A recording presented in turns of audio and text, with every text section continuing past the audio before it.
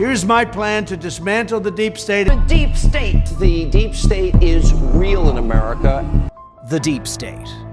A state within a state. It's a term we hear often, especially from politicians like Donald Trump. He calls it an unseen force, an enemy from within that's more dangerous than any foreign adversary. But what exactly does he mean?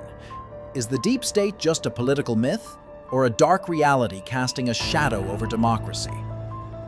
Today, we're going to peel back the layers of a hidden history. We'll explore the events, the scandals, and the evidence that suggests the idea of a hidden power might be more than just a conspiracy theory.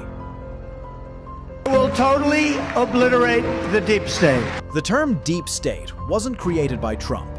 Its roots are in Turkey, where derin devlet literally means the state within the state.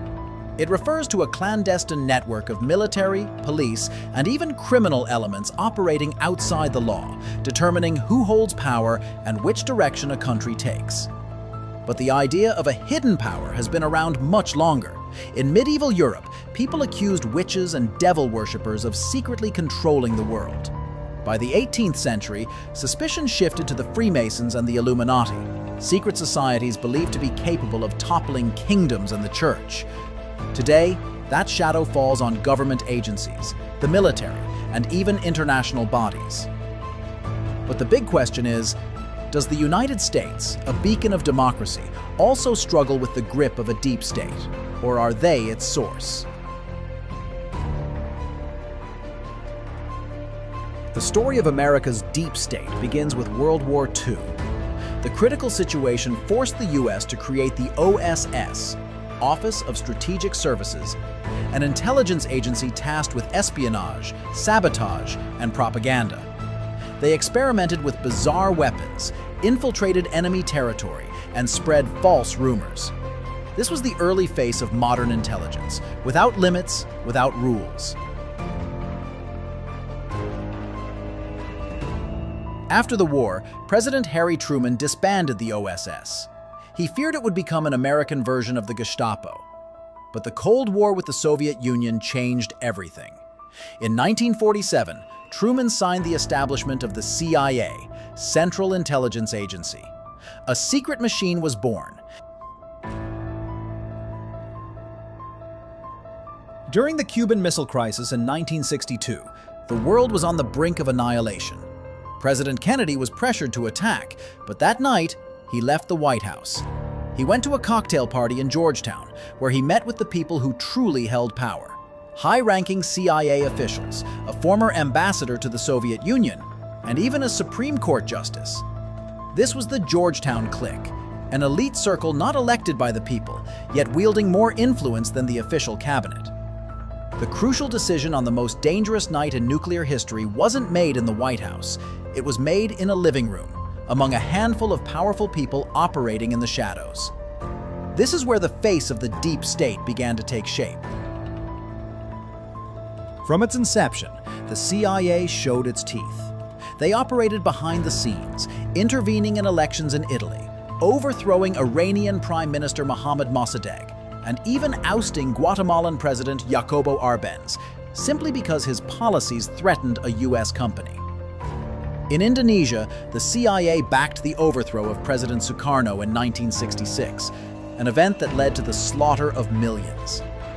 From Asia and Africa to Latin America, the CIA left a trail of blood wherever Washington's interests were at stake. But covert coups weren't their only dark side. Starting in the 1950s, the CIA launched Project MK-Ultra, a ruthless experiment to find a way to control the human mind.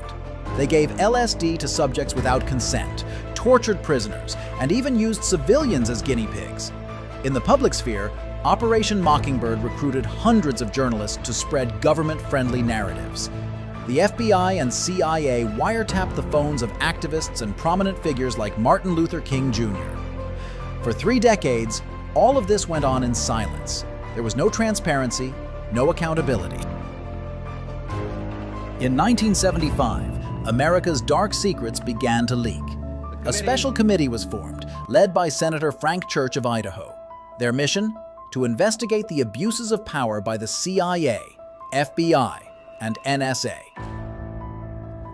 Open hearings revealed to the public what had long been considered mere conspiracy theories: plots to assassinate foreign leaders, mind control experiments, and the surveillance of U.S. citizens.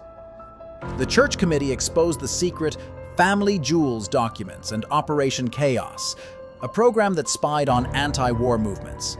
They also uncovered the NSA's Project Shamrock, which had been secretly collecting global communication data since the 1940s.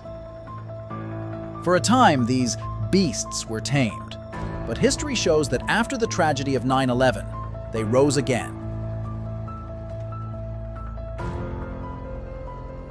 The tragedy of 9/11 provided a powerful reason to expand the power of intelligence agencies. The Patriot Act was born, a law that gave vast authority for mass surveillance. The NSA could now tap phones and read emails of millions of people without a court order. The CIA returned to its old ways under the banner of the War on Terror, establishing secret prisons and using brutal interrogation techniques.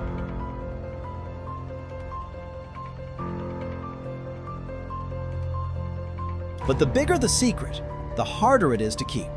In 2010, Bradley Manning and Julian Assange of WikiLeaks leaked 750,000 military and diplomatic documents. 3 years later, Edward Snowden hit even harder.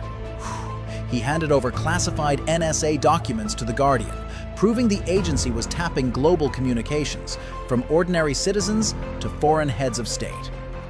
Leak after leak continued, providing tangible proof that the deep state isn't just a conspiracy theory, it's a real structure, a shadowy machine that watches the world, operates outside the law, and justifies it all under the guise of national security. Over time, the meaning of deep state has shifted. Now, almost anyone can be accused of being part of the shadow government. In modern politics, the term no longer just refers to the CIA's secret operations, but also to the daily bureaucracy. Millions of civil servants who run the government are now considered part of this hidden machine, even though most of them work in a transparent, legal manner. For politicians, the term is simply too tempting not to use. Every time the FBI or CIA acts against their interests, they accuse them of being the deep state. It has become a powerful rhetorical weapon to attack political opponents and build a narrative that a permanent conspiracy is working to bring them down. In its original definition, the deep state is no mere fabrication.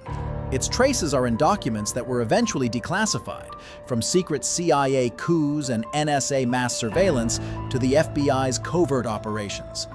All of it was exposed by the Church Committee and brave whistleblowers. They proved that this immense power is truly real. And what's even more frightening is that we only know a small fraction of it. Just tiny pieces have managed to leak out. The rest remains in the dark, buried in secret documents. Perhaps it's being planned or is already in motion without us even knowing. So, is the deep state a reality or just political paranoia? Share your thoughts in the comments below.